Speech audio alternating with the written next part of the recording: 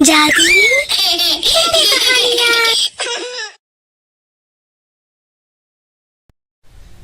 शिखा अपने पत्तों की ड्रेस बना रही थी। वो जंगल से नए पत्ते चुनकर लाती है। शिखा की सास फिर उससे कहती है, शिखा बहू, कब तक तू पत्तों वाली ड्रेस पहनती रहेगी? मोहल्ले वाले मेरा मजाक उड़ाते हैं। मैं बाजार से तेरे लिए ढंग के कपड़े ले आती हूँ। कम से कम नौकरी पर जाने के लिए तेरे पास अच्छे कपड़े तो होने चाहिए ना। नहीं माँ जी, ये पत्तों वाली ड्रेस से हमारे आदिवासी संस्कार झलकते हैं। ये हमारी पुरानी परंपरा है और सदियों से चली आ रही है। मुझे नौकरी करने के लिए कहीं बाहर जाने की जरूरत नहीं है। मैं घर बैठे पैसे कमा सकती हूँ। तू घर बैठकर पैसे कैसे कमा लेगी? तू तो पढ़ी लिखी भी नहीं है। तुझे तो किसी के घर जाकर झाड़ू पोछे का काम करना होगा। तभी शिखा का पति साहिल वहाँ आता है और अपनी माँ से कहता है, अरे माँ, शिखा बहुत अच्छे कपड़े सिलती है। मेरे लिए भी शिखा ने ही कपड़े सिले थे जब जंगल में मेरा एक्सीडेंट हो गया था। दरअसल साहिल एक इंजीनियर था और वो गर्मियों की छुट्टियों में दोस्तों के साथ घूमने गया था। वहाँ साहिल का एक्सीडेंट हो गया था और वो पहाड़ों से सीधा आदिवासी बस्ती में गिरा था। उसी समय शिखा के पिता की नजर साहिल पर पड़ती है और वो साहिल को उठाकर अपने घर ले जाते हैं। तब शिखा ने साहिल की बहुत मदद की और कुछ दिन बाद साहिल जड़ी बूटी की दवाइयों से ठीक हो जाता है। और उस हादसे में साहिल के कपड़े पूरी तरह से फट गए थे।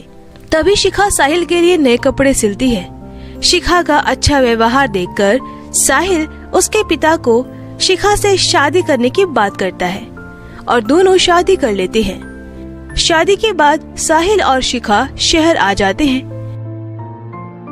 कुछ दिनों बाद साहिल की नौकरी छूट जाती है। फिर एक दिन शिखा अपनी सास से कहती है, माँ जी, मेरे घर में सिलाई मशीन रखी हुई है। मैं वो सिलाई मशीन यहाँ मंगवा लेती हूँ। बहू, मशीन तो मंगवा लोगी, लेकिन कपड़े कहाँ से लाओगी? माँ जी, मैंने पैसे बचा कर रखे हैं। हम उन पैसों से कपड़े ले आएंगे। ठीक है बहू, तू जल्दी से ये काम शुरू कर दे। शिखा अपने पिता से सिलाई मशीन मंगवा लेती है और अपने पति साहिल से कुछ कपड़े मंगवाती है। फिर कपड़े देखकर शिखा की सास कहती है, अरे बहू, ये तो बहुत सस्ते कपड़े हैं।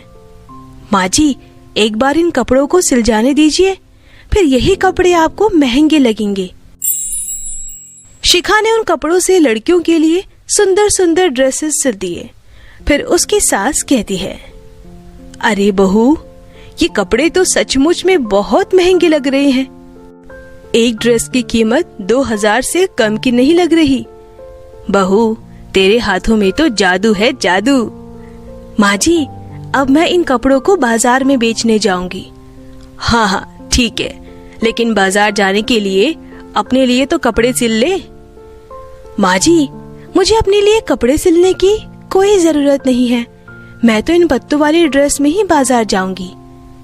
हे भगवान, तू पत्तों वाली ड्रेस में बाजार जाएगी, लोग तुझे क्या कहेंगे? अरे माँ, पत्तों वाली ड्रेस में क्या खराबी है? अगर ये पत्तों वाली ड्रेस में जाएगी तो लोग इसकी तरफ ज्यादा आकर्षित होंगे और कपड़े खरीदने के लिए इसके पास आएंगे। शायद तू ठीक कह रहा है बेटा। उसके बाद शिखा बाजार जाती है और रोड के किनारे अपने सिले हुए कपड़े बेचने लगती है। शिखा की आवाज सुनकर आने जाने वाले राहगीर उसकी तरफ देखने लगते हैं। शहर में लोगों ने कभी किसी को आदिवासी ड्रेस में नहीं देखा था, इसीलिए उसको देखने के लिए उसके आसपास लोगों की भीड़ इकट्ठी हो जाती है और लोग उससे कपड़े खरीदने लगते हैं। तभी एक औरत शिखा से कहती है, अरे बेटी, ये ड्रेस क्या आपने सिली है? जी आंटी। अरे वाह, ये ड्रेस तो बहुत सुंदर है। इस ड्रेस को पैक कर दो। थोड़ी देर में एक लड़की वहाँ आती है। अरे पत्तों वाली दीदी, मुझे ये ड्रेस पैक करके दे दो। ये लो बहन, आपकी ड्रेस पैक हो गई।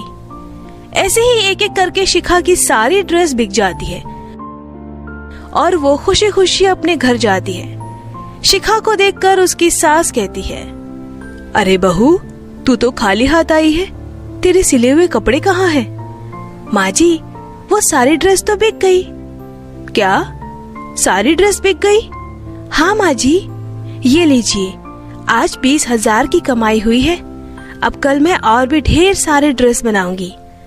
दूसरे दिन शिखा लड़कों के लिए कपड़े सिलती है और उन कपड़ों को बेचने बाजार जाती है। उस दिन भी काफी लोग कपड़े खरीदने आए थे। तभी एक आदमी उसके पास आकर कहता है, अरे वाह, आप जेंट्स के भी कपड़े सिलती हैं? हाँ भाई साहब, मैं छोटे बच्चों के भी कपड़े सिलती हूँ। अच्छा ठीक है, मेरा नाम सुधांशु है। आप एक जोड़ी पैक कर दीजिए, मैं इन्हें अपने पिताजी को दिखाऊंगा। अगर उन्हें ये कपड़े पसंद आ गए तो वो तुम्हें अपने ऑफिस में काम भी दे सकते हैं। ठीक है, ये लीजिए आपके कपड़े। ये लीजिए आपके पैसे, और ये मेरा कार्ड है। उस दिन भी शिखा के सारे कपड़े बिक जाते हैं और वो घर जाकर सारी बात बता देती है। अरे वाह बहू, अब तो लोग तुझे पहचानने लगे हैं। अब तो तुझे जल्द ही उस ऑफिस में काम भी मिल जाएगा। हाँ माँ जी, ये सब आपके आशीर्वाद से ही हुआ है। फिर शिखा सुधांशु को कॉल करती है। हाँ बहन जी, मेरे पिताजी को आपकी ड्रेस बहुत पसंद आई। शिखा उनके ऑफिस चली जाती है। ऑफिस के सारे लोग शिखा को ही देख रहे थे। तभी वो आदमी वहाँ आकर कहता है, चलिए मैं आपको अपने पिताजी से मिलवाता हूँ। फिर सुधांशु शिखा को अपने पिताजी से मिलवाता है और उसके पिता उसे काम दे देते हैं। शिखा एक फैशन डिजाइनर बन चुकी थी। तीनों घर में खुशी से रहने लगे थे। फिर एक दिन मैनेजर शिखा से कहता है, शिखा, तुम्हारी ये पत्तों वाली ड्रेस हर किसी को तुम्हारी तरफ आकर्षित करती है। तुम ऐसा ही पत्तों वाला ड्रेस बनाओ और उसमें आर्टिफिशियल पत्ते लगाओ ताकि लोगों को तुम्हारी ड्रेस पसंद आए। अरे हाँ, मैंने इस बारे में पहले क्यों नहीं सोचा। अब मैं पत्तों वाली ड्रेस बनाऊंगी। शिखा उसी दिन पत्तों वाली ड्रेस बनाने लग जाती है, जिसमें वो आर्टिफिशियल पत्ते लगाती है। जब वो ड्रेस मार्केट में आती है तो लोग उस पर टूट पड़ते हैं। ये ड्रेस तो मैं लूंगी। नहीं नहीं, ये ड्रेस मुझे चाहिए। अरे लेकिन इस ड्रेस का तो एक ही पीस है, तो ये किसी एक को ही मिलेगी। लोग वैसी ड्रेस की डिमांड करने लगे।